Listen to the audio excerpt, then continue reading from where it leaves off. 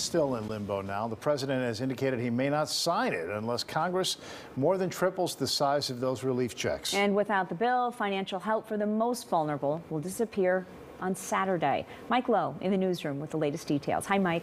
Hey, Julie. There was a bit of political theater in the U.S. House today as Democrats sought to put Republicans on record as either supporting the president's idea of $2,000 checks or supporting their own party leaders who want to rein in spending. All of that unfolds in Washington, while here in Chicago, people are suffering as a result of the economic downturn and say they badly need assistance.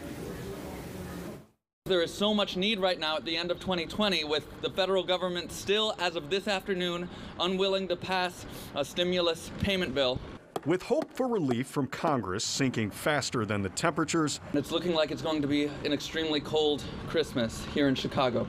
members of the Chicago homeless community, social workers, and religious leaders joined in Chicago's Uptown neighborhood near the tent city under Lakeshore Drive at Lawrence Avenue to spotlight the need for Congress to act and help the most vulnerable. Our government has not given any of us any kind of relief. Bonnie Contreras was hit by a car. She says she lost her job and saw mounting health care costs and ended up on the street. We want to eat every day like you guys eat. We want to be warm like you guys are warm. Would y'all please help us? Stop asking us for our votes if you're not going to really help us. The group says every year on Christmas Eve and Christmas Day, at-risk populations see a surplus of donations.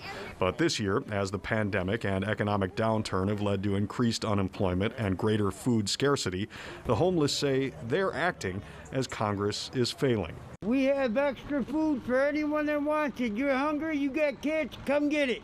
Pastor Allison Benford of the Poor People's Campaign said political leaders invoking the spirit of Christmas should think about the true meaning of the holiday. For Christians, Christmas is the day that a different kind of king is born in this world, a king who reverses the status quo.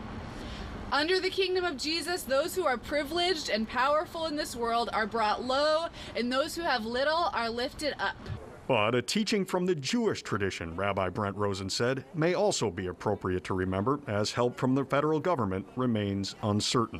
In my tradition, there's a concept called Chilul Hashem, which in Hebrew literally means a desecration of God's name. He said that's what members of Congress and the president are guilty of as they celebrate Christmas while others suffer on the holiday. When we have leaders during a global pandemic who are unable to come together to figure out how to take the unbelievable abundance of the wealthiest nation in the world and distribute it so that all have food and homes and health care, that is Chilul Hashem. Now, government funding is set to lapse at the end of the day on Monday. Lawmakers are now considering the possibility of another stopgap spending bill as they wait to see if the president will actually veto this bipartisan COVID relief bill. Back